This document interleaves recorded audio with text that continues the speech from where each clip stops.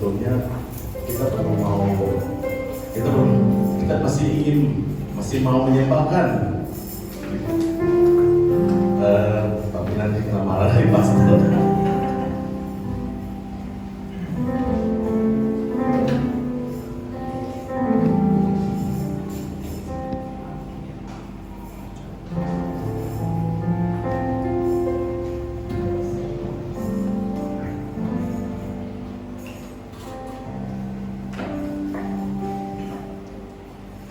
Saudara-saudara, saya mau mengucapkan dulu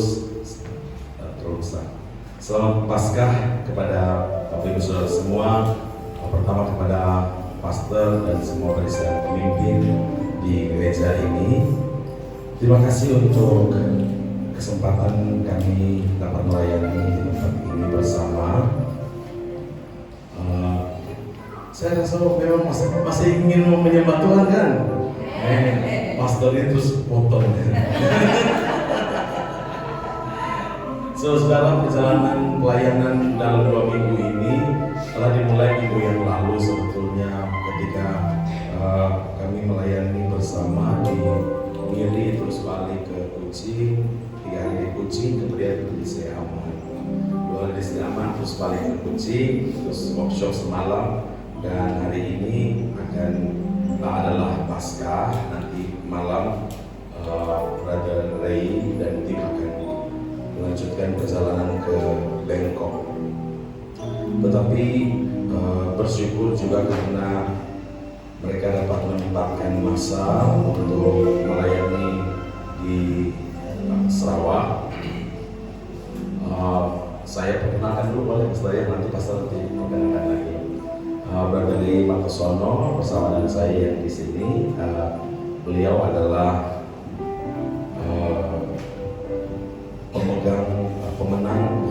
pemegang winner rekor dunia untuk expert bermain alat musik lebih dari 14 instrumen.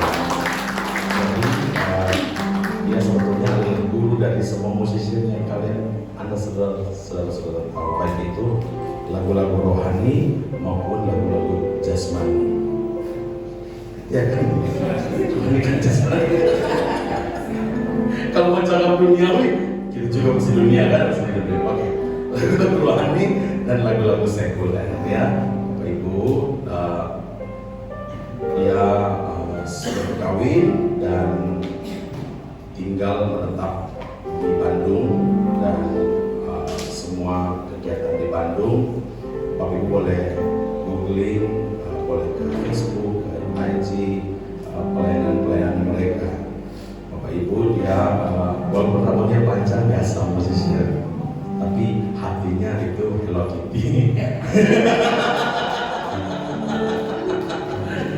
Brother Ray adalah anak seorang gembala sidang, seorang pengetua sekolah teologi yang bernama Pendeta Hans Martosono. Beliau anak pertama dari Bapak Pendeta Hans Martosono, dan mereka melayani di Bandung dan membangun sebuah komunitas di Bandung, supaya komunitas ini, melalui komunitas ini banyak anak-anak yang memang punya panggilan atau passion di musik, tapi mereka punya hidup atau takut akan Tuhan. Yang jelas adalah banyak yang dipanggil tapi sedikit yang dipilih kan.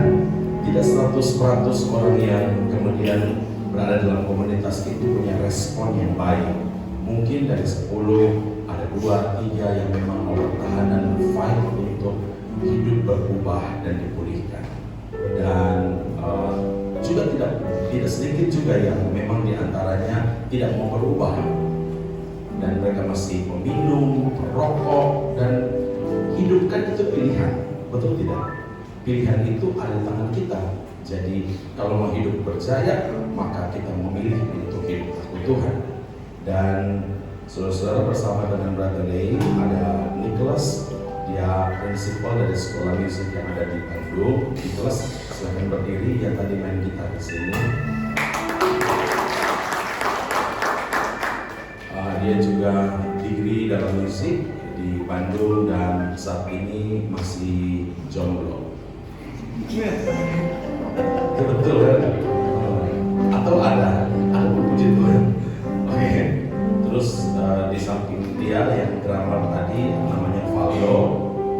berdiri. Waldo sedang dibina oleh Ray di sekolah teologi di STT Ray. Jadi anak-anak yang punya passion bermain musik tapi tanpa bimbingan, pasti bukan saya rusakannya. Saya takut tidak ganti. Maka Ray itu membina mereka di sana. Saudara-saudara yang terkasih, sorry ya suara saya selang-selang berlumpur. Tapi walau demikian, saya tetap tidak mau tak mau kurang semangat saudara-saudara, karena hari ini Tuhan Yesus kita bangkit dan kita peringati kebangkitan yang menandakan bahwa kita ini bukan orang kalah lagi, kita ini orang-orang menang. Nanti saya ajak kita tengok firman Tuhan ini, walaupun kita dalam dunia masih ada tantangan, masih ada masalah, tapi dengan baik-baik status kita bukan orang kalah. Status kita adalah orang yang dimenangkan karena kemenangan Tuhan. Saya setuju dengan saya katakan amin. Amin. Oke. Itulah kalau. Amin. Tapi saya juga mau menyembah Tuhan sama-sama saudara-saudara, karena saya walaupun dari segi aman, lebih baik saya bernyanyi dalam bahasa segi aman. Bolehkah saya nyanyi? Saya nyanyi ya, Bapak Ibu Saudara. Guys, bantu. Kembali kita jawab.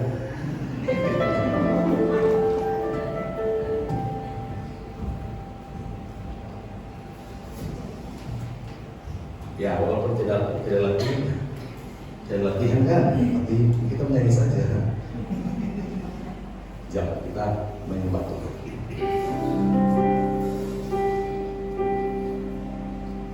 Aku menyembah Tuhan,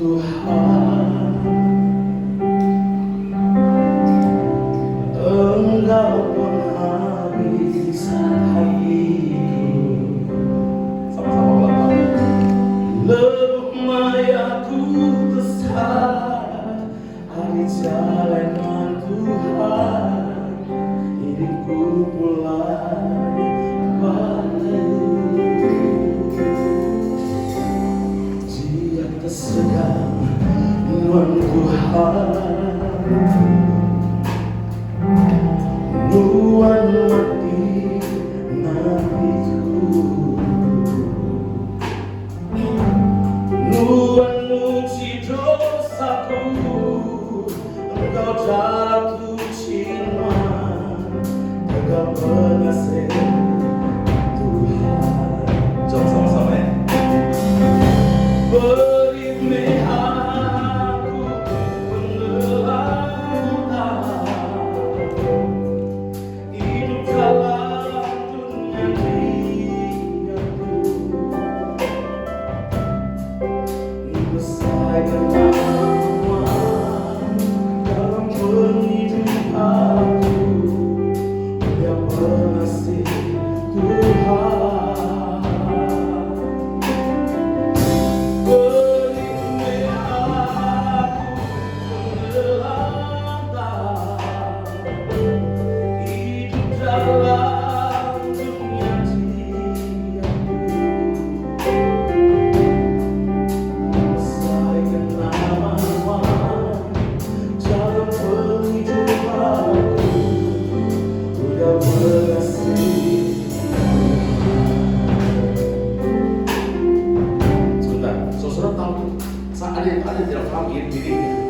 Ada yang tidak paham kan? Amin. Jadi saya tidak kalah dari Pastor Hebel. Kita sama-sama orang iman kawan. Saudara saya memang saya orang Jakarta. Saya itu kawin sama orang Iban. Tapi sejujurnya istri saya itu kalau saya mencoba untuk cakap Iban, pasti dia orang ketawa. Dia pertama orang yang ketawa dan aduh jangan lanjutkan. Tapi saya memang sudah kenal bahasa Iban dari tahun 1996, saudara. Jadi ketika melayani di Ketungau di daerah Kalimantan, saya saya dengar bahasa Iban. Kemudian walaupun itu bahasa yang agak dalam dan bahasa Iban di sini mungkin lebih modern sedikit lah. Dan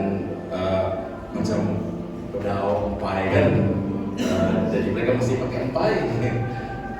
Kita yang di sini sudah pakai pedal kan, macam itulah. Tapi paling tidak saya sudah mendengar itu.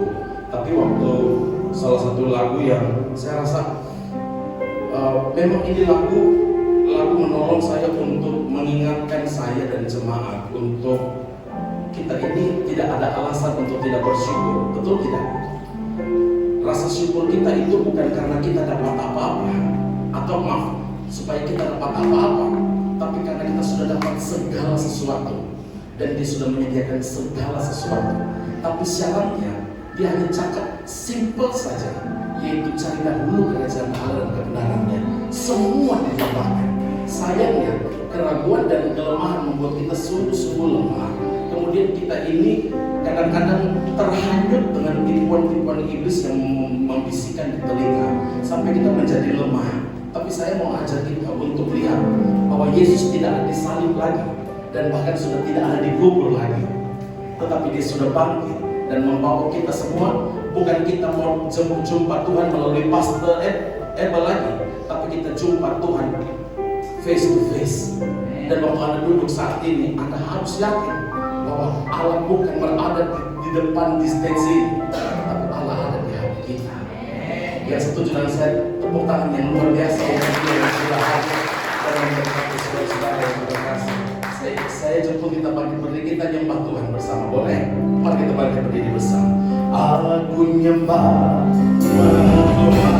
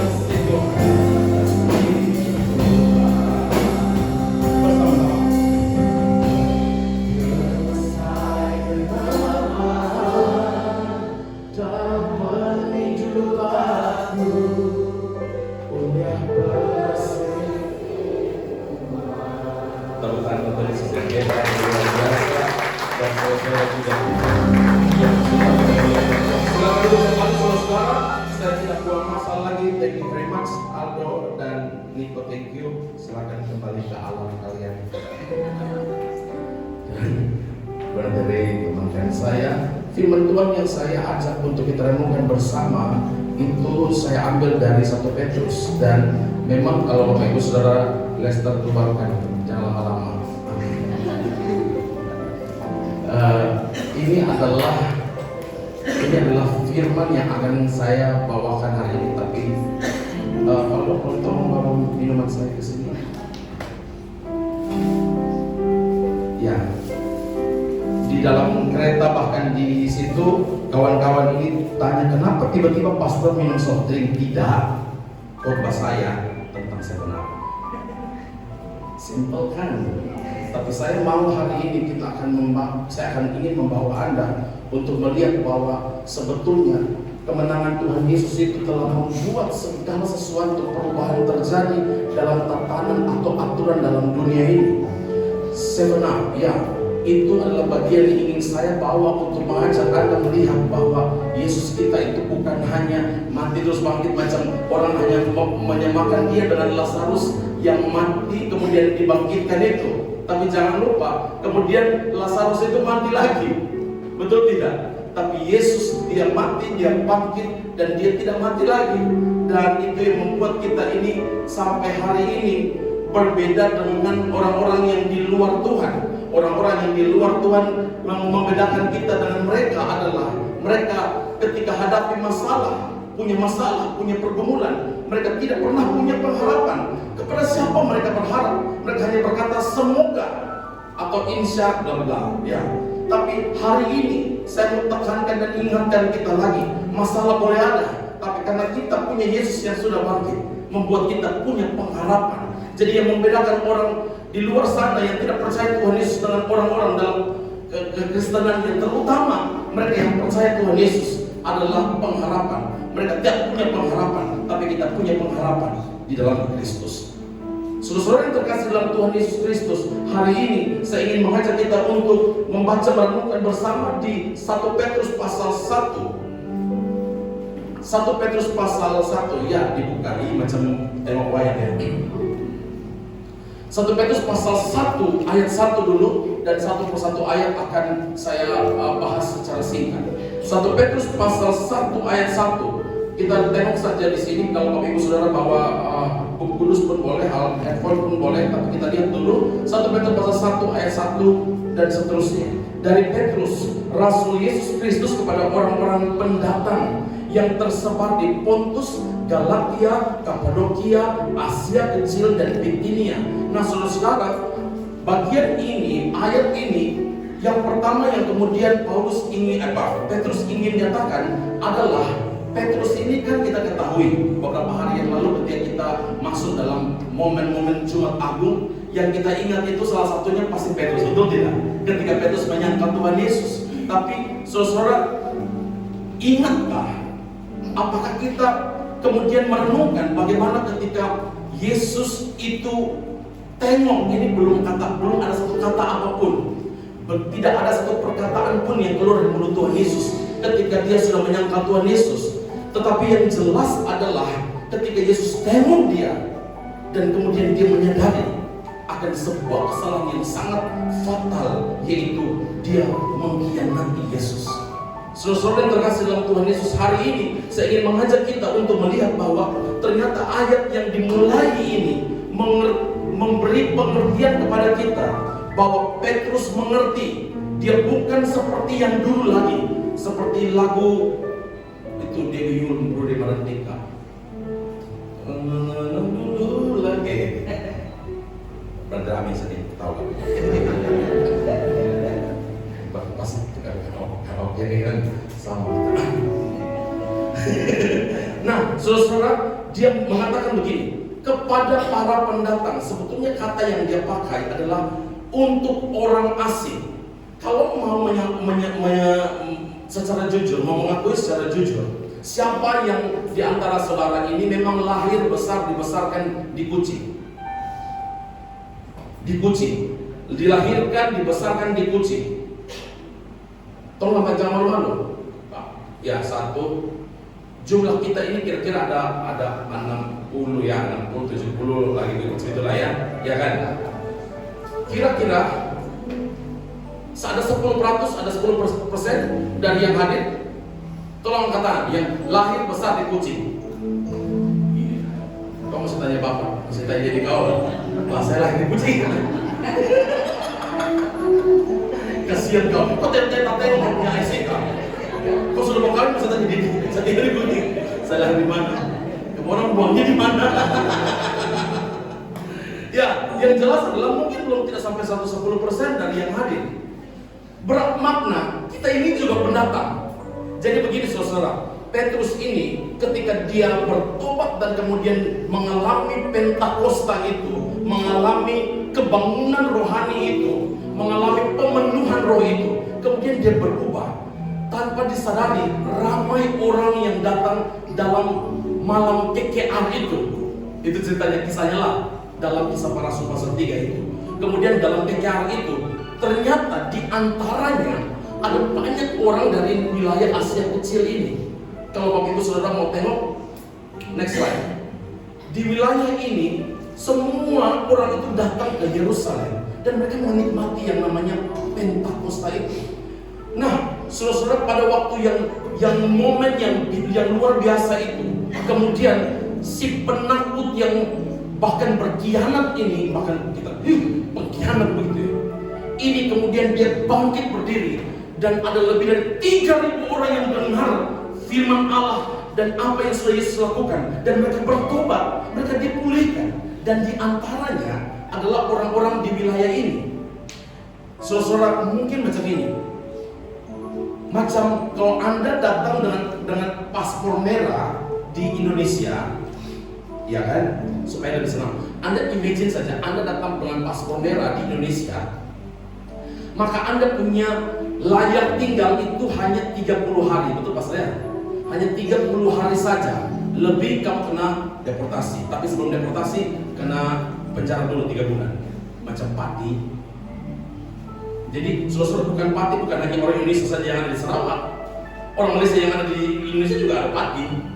Nah, demikian seperti itu saudara-saudara. Nah, pada waktu Anda harus keluar, Anda berada sebagai pendatang, sebagai orang asing di Indonesia, kemudian tanpa bimbingan, tanpa mentoring lebih tepatnya.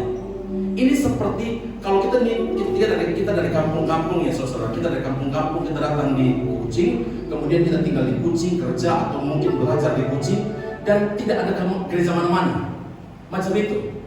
Tapi yang luar biasa saya tengok dari Petrus ini, walaupun ini orang-orang menyebar di mana-mana, tapi ada satu surat yang pergi melayang terbang ke semua tempat dan hanya memberitahukan bahwa yang pertama, kalian tetap terpelihara oleh Tuhan. Ternyata dia ini adalah Petrus ini pulih luar biasa, dan pemulihan itu dari pengalaman dia jatuh bangun dalam iman. Sayangnya tidak banyak orang Kristen ini jatuh bangun dalam iman, tapi kalau mau jatuh tidak mau bangun-bangun. Dengar baik-baik, kita pernah atau mungkin pengalaman punya salah atau banyak dosa, tapi jangan lupa jalan pulang. Dan masih ada harapan, karena Allah kita kasih kesempatan kedua. Tapi bukan bermakna kita boleh main-main di lumpur itu.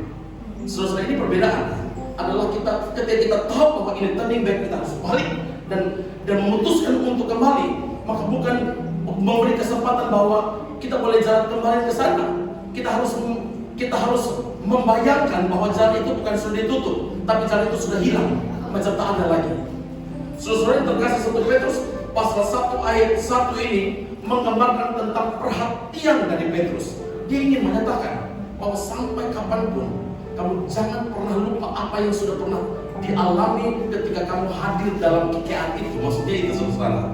Jadi karena itu kemudian surat-surat ini disampaikan kepada mereka-mereka yang ada di Bitinia, di Galatia, Pontus, Kappadokia, Lidia. Saudara, kalau saudara ada kata-kata atau nama-nama tempat ini adalah nama-nama tempat pasti dipastikan bahwa orang yang hadir dalam malam Pentakosta itu, malam Pentakosta kita juga ada nanti kan, pada malam Pentakosta itu yang kemudian pengkhotbahnya adalah Pastor Petrus atau Simon Petrus.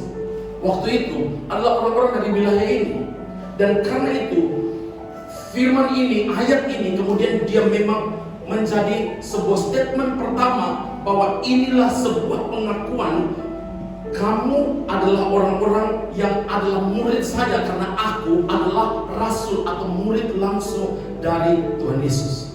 Kita masuk ke ayat yang kedua, yaitu orang-orang yang dipilih sesuai dengan rencana Allah bagi kita, dan yang dikuduskan oleh Roh supaya taat kepada Yesus Kristus dan menerima percikan darahnya.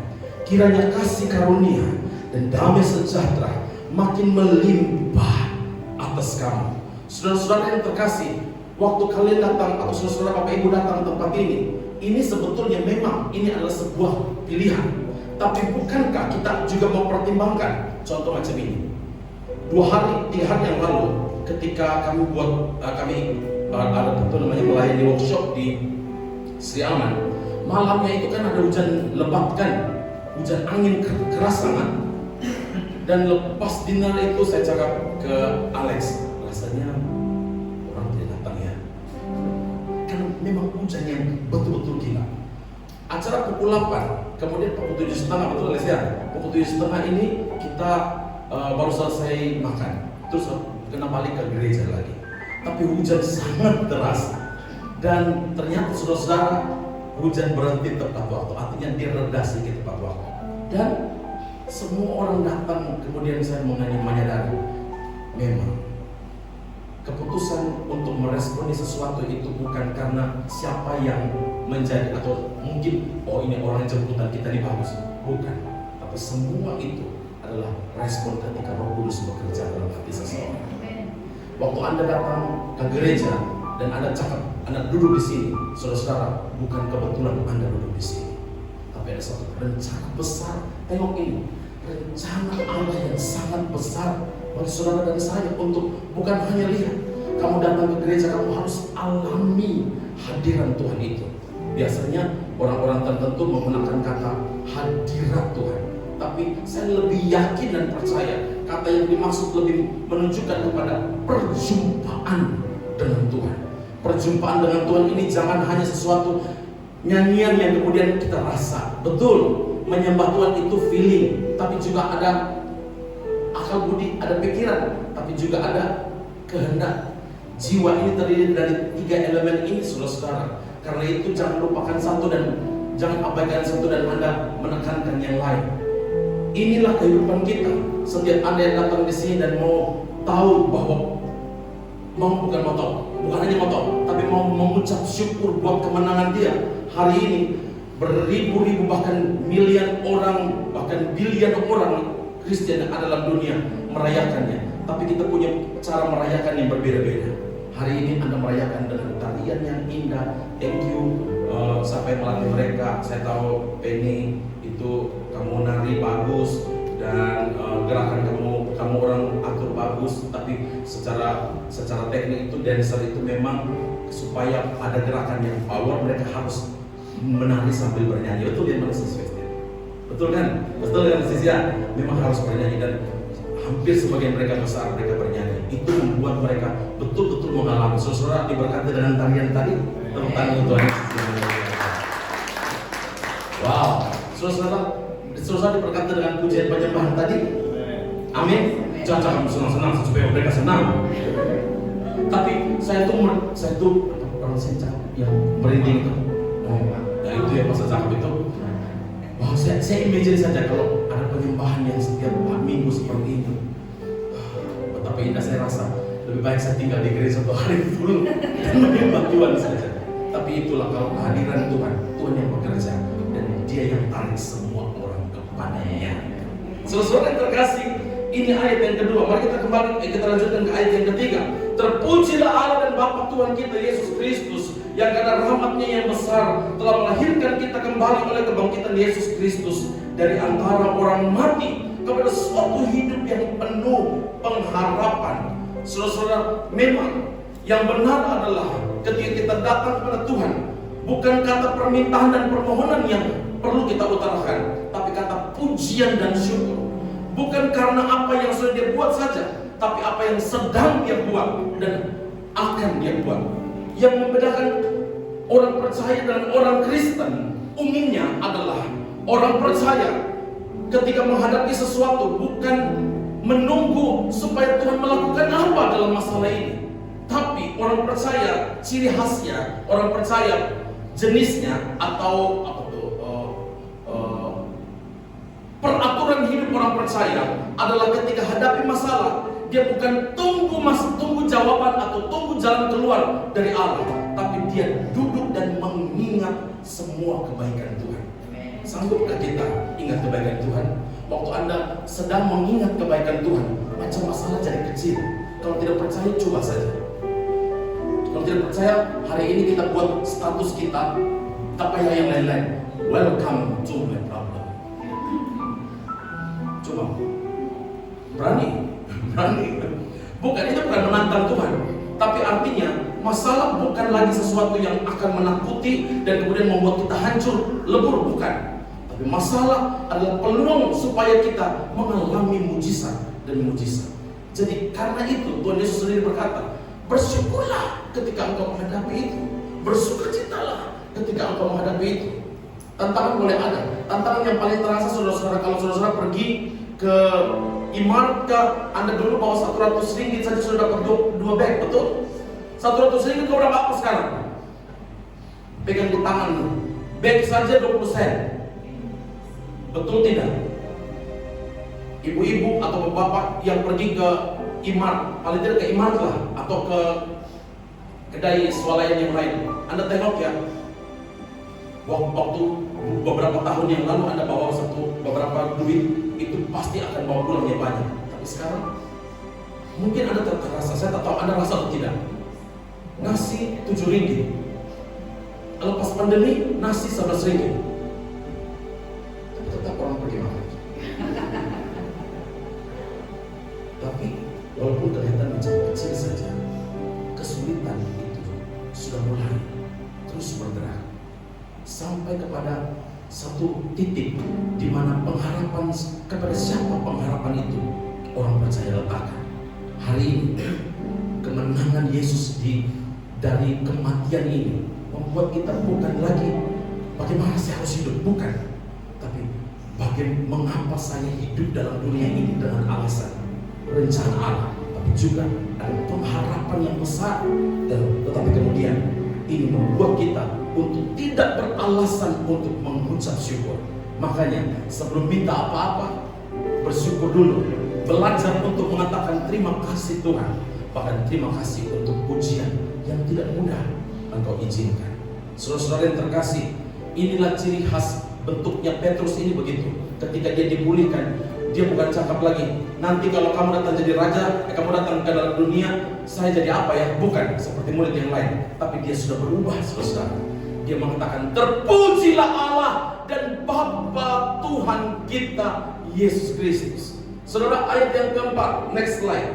Untuk menerima suatu bagian yang tidak dapat binasa, yang tidak dapat cemar, dan yang tidak dapat layu, yang tersimpan di sorga bagi kamu. Ayat 5, yaitu kamu yang dipelihara dalam kekuatan Allah, yaitu Anda semua yang memang tetap terpelihara oleh kekuatan Allah karena imanmu, sementara kamu menantikan keselamatan yang telah tersedia untuk dinyatakan pada zaman akhir. Ini ayat juga luar biasa. Bergembiralah. Ini yang membuat orang dunia cakap orang Kristen paling bodoh. Dia senang di atas penderitaan orang lain. Kenapa? Yesus mati, tapi mereka nyanyi-nyanyi happy-happy. Tapi apa yang dianggap kebodohan bagi dunia, ini rasa pujian dan syukur ketika Paulus mengatakan, apa yang kau anggap rugi, apa yang kau anggap penting dalam dunia ini, sekarang aku anggap rugi karena pengenalanku pada Yesus. Ini yang membedakan saudara ketika kita datang pada Tuhan, duduk menyembah Tuhan. Karena itu saudara, jangan hanya hari Ahad saja datang menyembah Tuhan. Hari-hari kita harus sembah Dia, karena hanya Dia yang layak. Dia berkata begini, dengan keadaan dunia, Dia berkata terbalik. Orang dunia itu hanya mampu bergembira kalau semua terpenuhi. Betul tidak? Dia happy-happy, mulut pipinya ini terus, giginya di luar terus, karena semua keperluan dia dipenuhi. Tapi bagaimana ketika dia menghadapi masalah? Bagaimana ketika dia ditinggal oleh orang yang dikasihinya? Mampukah dia bergembira? Ini bukan mengajar kita bersyukur, puji Tuhan, mami papi saya sudah meninggal, haleluya. Bukan. Ini bukan mengajar kita untuk tidak anak menjadi anak durhaka. Bukan. Tetapi sebetulnya ini mengajar kita bahwa kita ini tidak punya alasan untuk tidak bersyukur. Bukan karena kita ingin dapatkan sesuatu, tapi karena firman Tuhan berkata, bergembiralah. Baca sama-sama saya, 1, 2, 3. Bergembiralah akan hal itu. Sekarang ini kamu seketika harus berduka cita oleh berbagai-bagai pencobaan. Dan ini yang membedakan antara kehidupan orang di luar Tuhan dan orang percaya. Sekali lagi, saya membedakan antara orang percaya dan orang Kristen. Ya, jadi kalau saya cakap orang percaya itu Anda. Kalau saya ada cakap orang Kristen yang mengaku Kristen tapi masih tidur pagi ini. Apalagi kalau angin-angin sepoi-sepoi basah. Ada ibadah petang nggak itu contoh ya? Hanya alasan nanti petang pun masih lentur. 1 Petrus 1 ayat yang ke-7, maksud semuanya itu ialah untuk membuktikan kemurnian imanmu. Artinya begini, duka cita dan pencobaan yang masih dialami itu bukan supaya kamu sengsara, bukan supaya kamu menderita dalam dunia dan tidak ada pengharapan sama sekali, tapi untuk uji kemurnian iman kita yang jauh lebih tinggi nilainya daripada emas yang fana. Inilah kehebatan dahsyatnya Tuhan. Tuhan membandingkan bagaimana orang yang punya iman yang hebat, iman yang luar biasa, iman yang tahan uji, yang tahan banting ini dengan segala sesuatu yang dianggap paling hebat, paling luar biasa dan mahal bagi orang dunia. Petrus ingin membandingkan, kamu cakap emas itu paling berharga atau permata itu paling mahal dalam dunia, tapi kamu dengar bahwa iman yang teruji, iman yang tahan banting, iman yang tough di tengah segala macam badai adalah iman yang lebih tinggi atau lebih mahal nilainya daripada emas, perak, permata, apapun dalam dunia. Saudara-saudara yang terkasih, sehingga kamu memperoleh puji-pujian dan kemuliaan dan kehormatan pada hari Yesus Kristus menyatakan dirinya. Kita bersyukur kita punya Tuhan yang hebat, amin. Kita punya Tuhan yang luar biasa, dan Dia juga adalah pribadi yang kemudian thank you very much karena jarang Pasca itu nyanyi ala Roh Kudus. Kan Pasca. Kenapa tiba-tiba ala Roh Kudus ini presiden worship ini munculkan? Pasca ya kebangkitan. Kenapa mereka? Dan saya diingatkan, thank you Tuhan. Karena itu tepat sekali. Waktu dia bangkit, dia naik ke surga, tapi dia tidak pergi dan biarkan cuci tangan. Tidak ada saya di gereja, serasa kamu. Saya pindah gereja. Kau punya tidak ada saya, biar saya yang urus, saya bersih semua. Hei, tidak ada kamu, ada kamu atau tidak ada kamu, Tuhan saja sanggup pakai keledai Bileam untuk tegur dia punya hamba Tuhan yang berbuat jahat itu. Apalagi untuk sebuah pelayan di gereja. Jadi kalau hari ini kamu masih nonton di gereja, kasihan, kamu orang paling rugi. Karena Tuhan paling pakai kursi untuk seseorang bertobat. Tuhan tidak pernah pakai manusia. Tapi karena Tuhan mau supaya ada persekutuan yang indah antara manusia ciptaannya dengan Dia, maka Tuhan mau pakai semua orang, siapapun yang responin. Berapa banyak yang mau melayani Tuhan sama-sama lambaikan tangan? Yang mau melayani Tuhan saja, itu mau apa yang angkat tangan? Yang mau melambaikan, yang melayani Tuhan angkat tangan saja. Dan Tuhan Yesus, saya berdoa saja, Tuhan Yesus, Engkau lihat, mungkin di antara mereka adalah orang-orang yang saat ini sudah melayani, tapi kami mau melayani dengan benar, melayani dengan tulus, melayani bukan supaya dapat sesuatu, tapi melayani karena kami sudah dapat sesuatu dan bahkan lebih daripada sesuatu dari Tuhan. Waktu kami angkat tangan, kami ingin menyatakan, Tuhan, sampai bila pun, sampai Tuhan Yesus datang pun, kami ingin lakukan yang terbaik, senangkan hati Tuhan, dan kami tahu itu yang menjadi perhitungan dari Tuhan. Engkau tidak pernah berhutang kepada setiap anak-anaknya, dan Engkau membalaskan setimpal dengan apa yang kami lakukan. Tuhan Yesus, terima kasih Bapa di surga. Semua pujian, hormat, kemuliaan bagi Yesus Kristus yang sudah berkarya bagi kami. Haleluya. Kami yang percaya bersama berkata, amin. Saudara, inilah 7 impak atau 7 dampak dari kebangkitan Kristus yang ingin saya share kepada saudara-saudara pagi hari ini sebelum 7 Up saya bagikan. Yang pertama, kebangkitan Kristus Tuhan kita adalah dampaknya adalah melenyapkan ketakutan. Waktu mereka kumpul di upper room, itu sebetulnya ketakutan sudah menghantui luar biasa. Ini mencekam. Saya tak tahu saudara itu ada perasaan mencekam tidak? Pernah merasakan sesuatu yang bahasa Malaysia mencekam juga? Saya pernah merasa mencekam ketika ada barisan agama yang lain itu, mereka itu mau menyerang kampus. Saya ini masih mahasiswa waktu itu. Jadi di Malang, kampus TAN, Sekolah Tinggi Nusantara Malang, itu kami agak tinggi, dan kemudian itu karena kami agak tinggi, kami ini boleh tengok ke bawah siapa yang akan datang ke kampus. Jadi ada 2 orang yang berpakaian seragamnya mereka lah, yang seluarnya itu gantung-gantung tuh. Kemudian mereka sampai di sana, terus mereka tanya security kita, bla bla bla segala macam. Dan waktu itu adalah waktu di mana Indonesia sedang mengalami goncangan hebat. Jadi di Surabaya, namanya tidak jauh dari Surabaya, tapi sebetulnya kota yang lain. Itu ada 9 gereja itu dibakar, dan kemudian ada pastor namanya Pastor Isa itu meninggal bersama dengan istri sedang berlutut, dalam keadaan berlutut. Jadi itu memang sangat mencekam. Semua gereja ditutup, semua gereja yang ibadah mana-mana semua ditutup. Dan kemudian yang mengerikannya adalah mereka cari, Anda tahu cari siapa? Cari orang yang punya IC orang Dayak. Nah di kampus itu banyak orang Dayak yang macam majority Anda lah ya, orang Dayak mereka cari.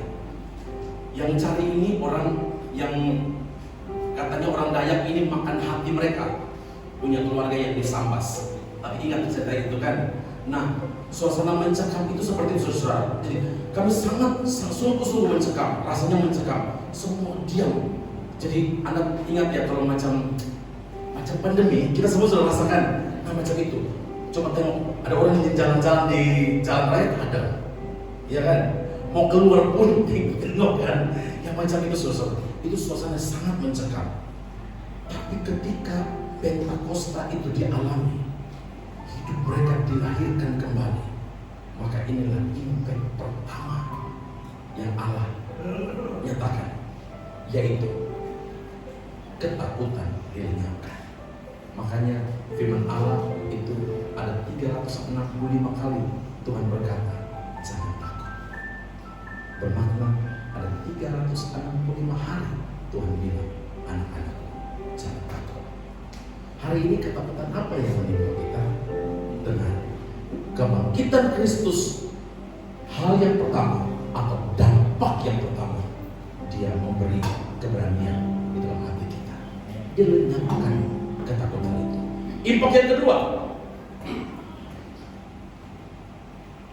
kebangkitan Kristus menyingkirkan duka cita. Ini tidak bermakna bahwa ada orang meninggal, keluarga kita, orang terkasih, kemudian kita ketawa-ketawa. Tidak mungkin. Ini saya punya ayah angkat semalam 100 hari. Tengok lagi ke mereka, kemudian memorial lagi, play dia punya video lagi, kembali lagi. Ya, sama tidak sedih Pak. 100 hari kemudian tidak terasa bahwa sudah 100 hari dia tinggalkan. Tapi saya dalam doa ingatkan kepada keluarga besarnya, dengar, duka cita boleh dirasakan, tapi jangan tenggelam dalam duka cita. Kita ini orang-orang yang sudah dimenangkan. Kita ini hanya tunggu tani saja, betul tidak? Kenapa kita menjadi orang-orang yang tidak mau rasa-rasa mau mandi juga tak mau mandi? Betul kan? Apalagi mau pakai ini, mau jadi anak walat, anak durhaka kan?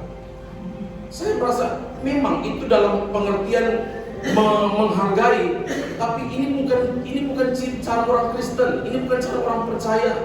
Kita ini sudah dimenangkan. Duka cita tidak boleh berkuasa atas hidup orang percaya.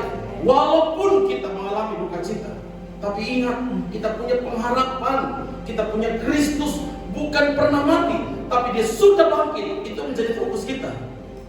Yang ketiga, kebangkitan Kristus itu memberikan hidup yang baru. Begini saudara, kalau cakap hidup baru ini, kita harus menyadari, kita ini, bahkan kami hamba Tuhan pun, ini tidak sempurna. Mana cari pastor yang sempurna? Mana cari gereja yang sempurna? Ada, boleh angkat tangan, Anda bagi tahu saya di mana gereja sempurna, di mana hamba Tuhan yang sempurna. Dan juga tidak ada jemaat yang sempurna. Kita ini boleh jatuh, tapi ingat baik-baik, kejatuhan kita itu jangan membuat kita bersenang-senang di sana atau berduka di sana. Karena Tuhan tunggu kita Bahkan Yesus sendiri dari mulutnya berkata, marilah kepadaku yang letih lesu dan berbeban berat, aku beri kelegaan kepadamu.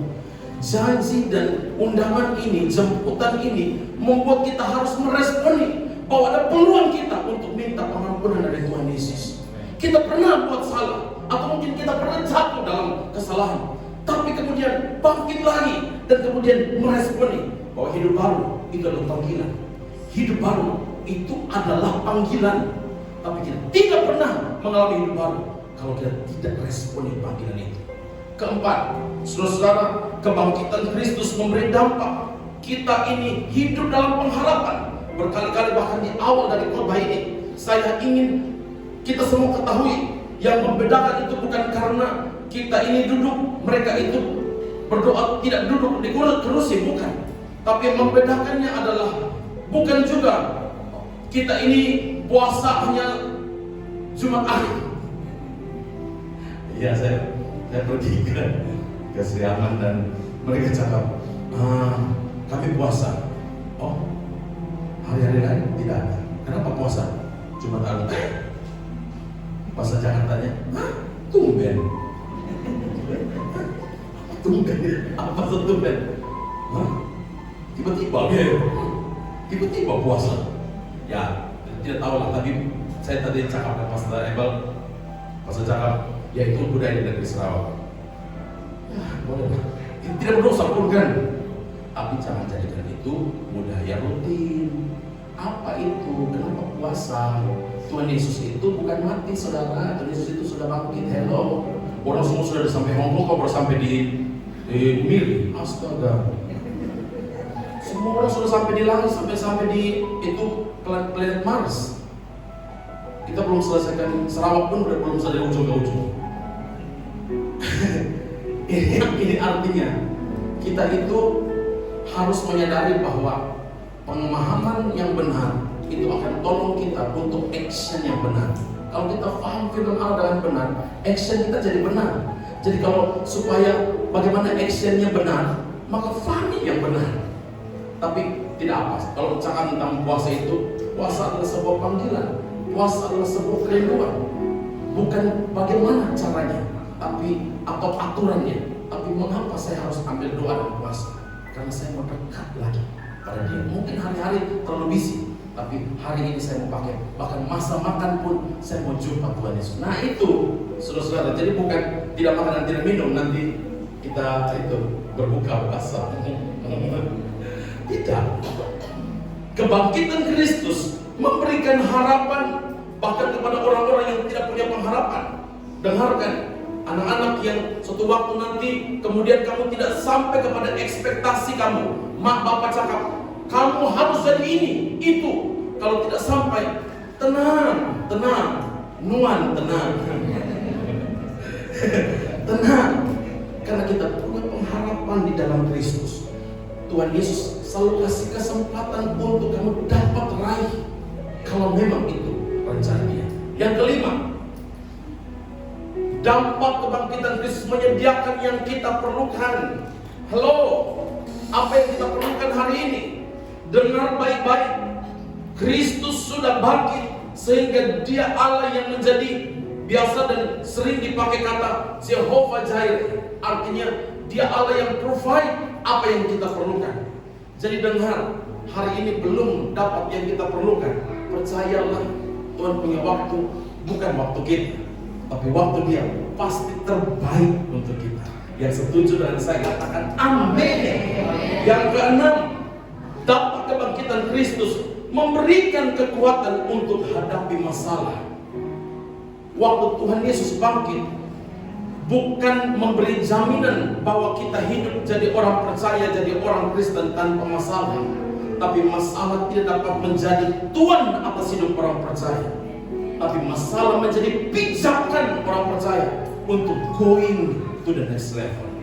7, yang terakhir di sesi ini kita ada sesi 7 pun belum. Yang ketujuh, bukan hanya memberikan kekuatan untuk hadapi masalah, tapi kebangkitan Kristus itu memberikan Anda dan saya hidup yang kekal. Hari ini kita dapat menikmati, bukan hanya nikmati, tapi kita dapat jadi berkat bagi orang lain. Itu karena apa? Karena ada mahkota kehidupan yang dijanjikan itu. Saudara, malam Pentakosta bulan September nanti Pastor Abel sudah bercakap berkali-kali, tapi saya mau hanya refresh saja. 2019 keterlibatan gereja Injil Sepenuh itu juga mencatat sejarah. Buku kehidupan itu pasti catat nama Anda yang terlibat di sana. Anda ingat, Anda mungkin hanya dorong kereta saja, Anda mungkin hanya membuka pintu atau gate saja, Anda mungkin hanya beri salam saja. Tapi dengar, bahkan sebelum Pastor Philip berkhotbah, Pastor Abel ini adalah People Division hari itu, betul ya? Head of People Division. Hari itu mereka juga adalah orang-orang yang Tuhan tengok.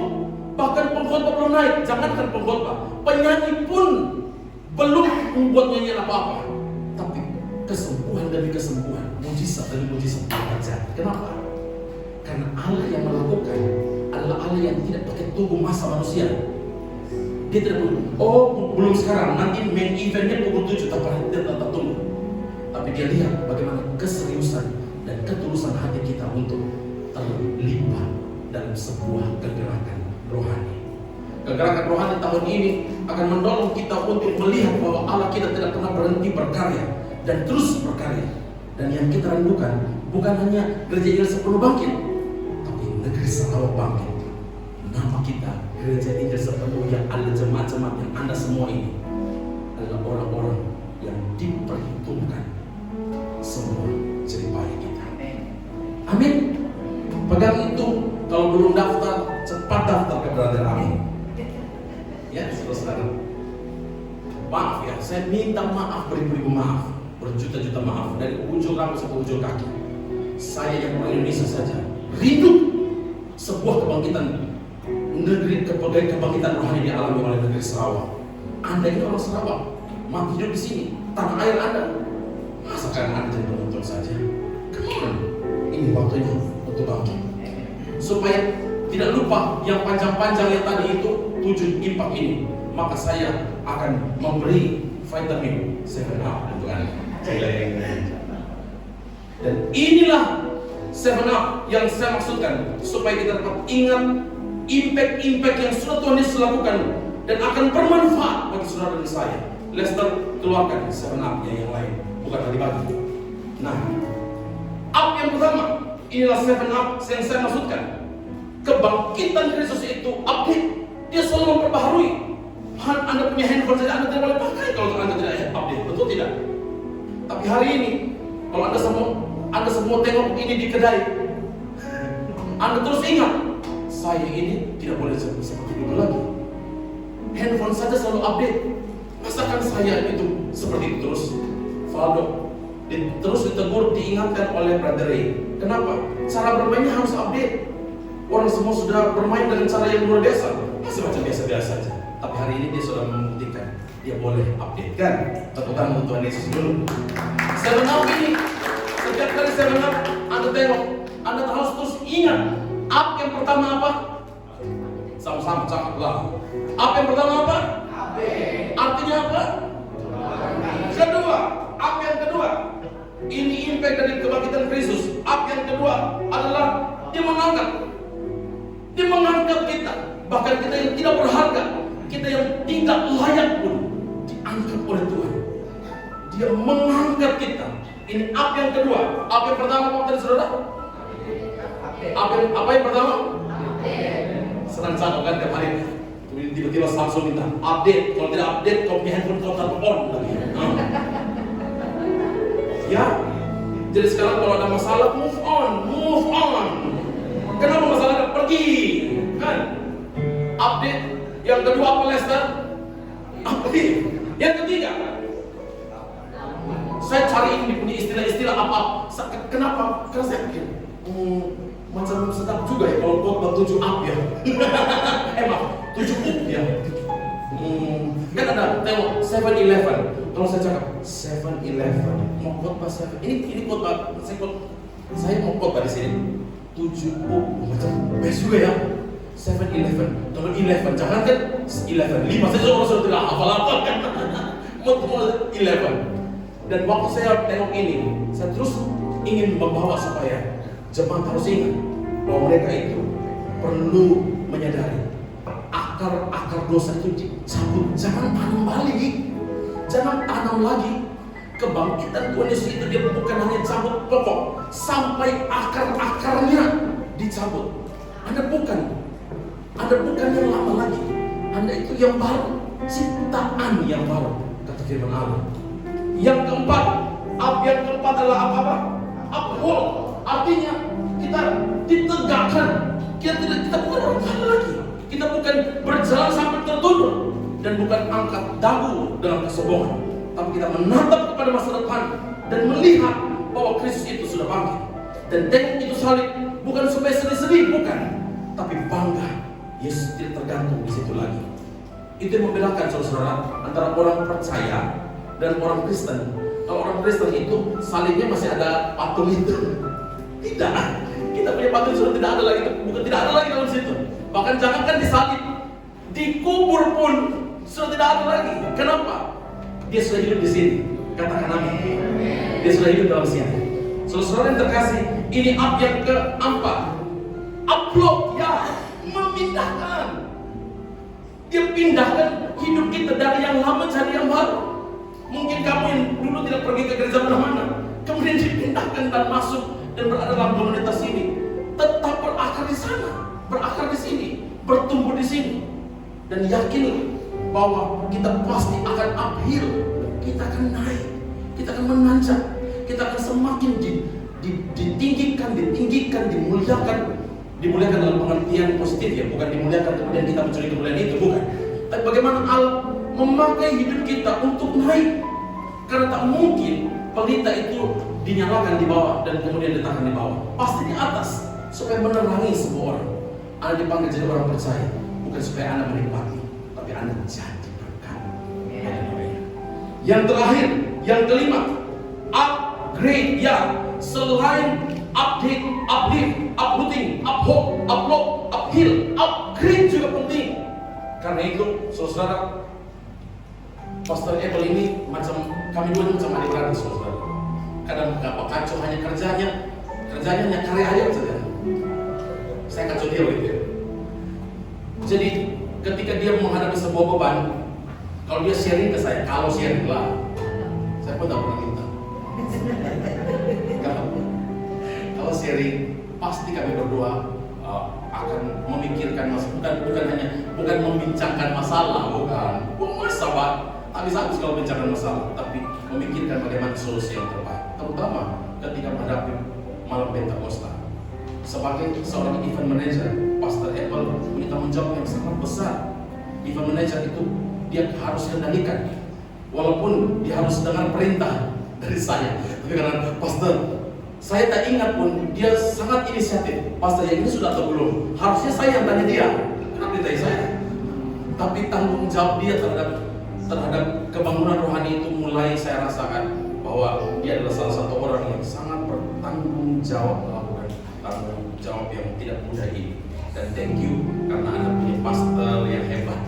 Saya tepuk dulu untuk Yesus yang hebat ya.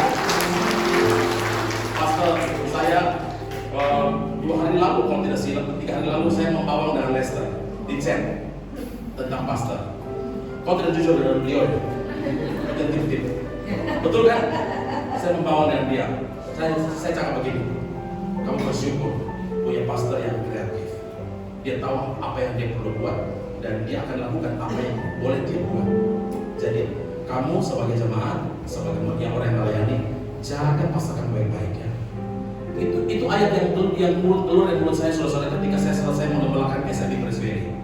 Kalau ada pastor yang baru, jaga pastor kamu baik-baik. Jaga kesejahteraan dia. Tengok dia kurang apa, jangan tanya begini, pastor masih ada beras kah? Tidak. Dan Anda tahu apa yang saya cakap? Saya cakap itu saya lakukan, bukan ini namanya integritas. Integritas itu mulut dengan perbuatan sama. Jangan mulut lain perkataan lain, kemudian perbuatan lain. Jadi saudara-saudara itu ternyata membuat mereka semua itu berubah. Kalau tidak percaya, sekali-sekali coba main-main di rumah saya. Tiba-tiba datang, walaupun beras saya sudah penuh, bahkan tidak makan beras. Ya, saya punya kue juga makan beras. lebih banyak lagi bahkan.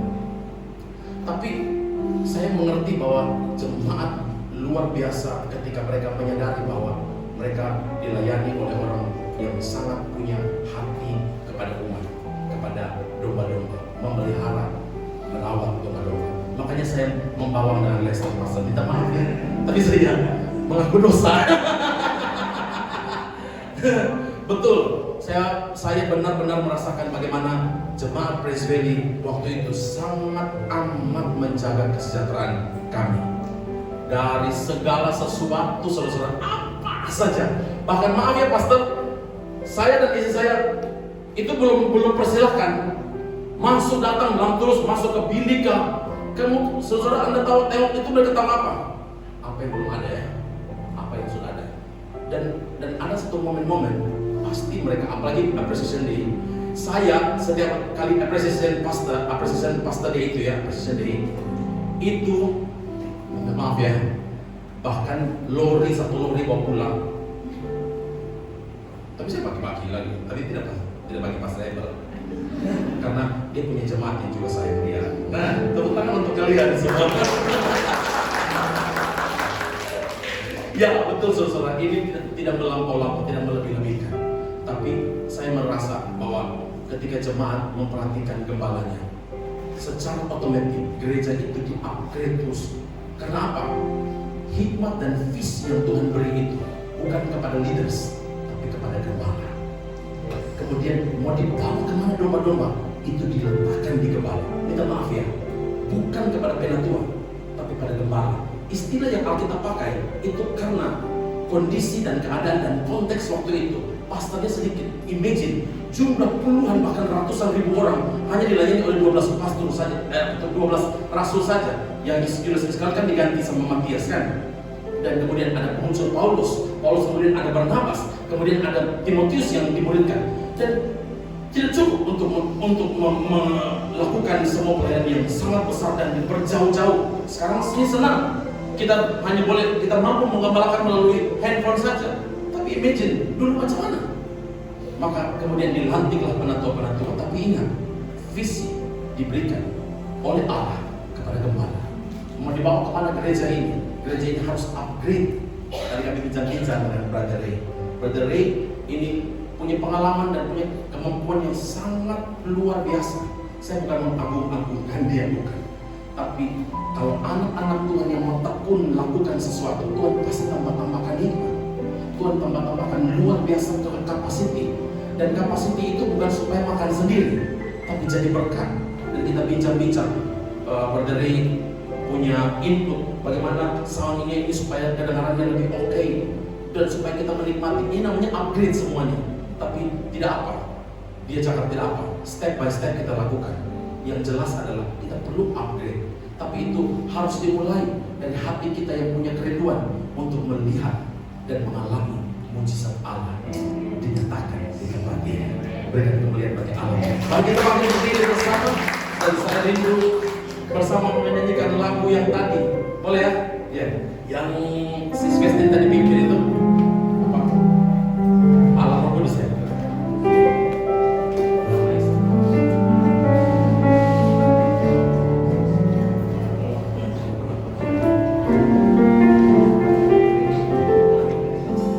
Ku sembah